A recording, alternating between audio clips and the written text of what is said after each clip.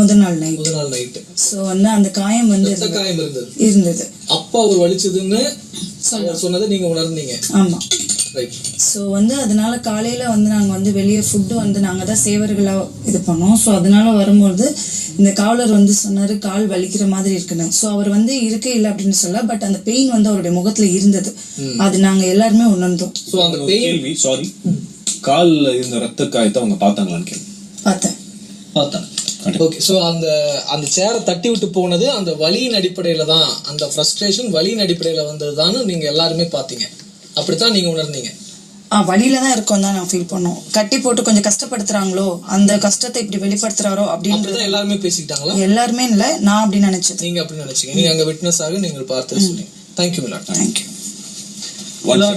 நீங்க வந்து அசீம் நான் எக்ஸாம்பிள் எக்ஸாம்பிள் இப்போ மட்டும்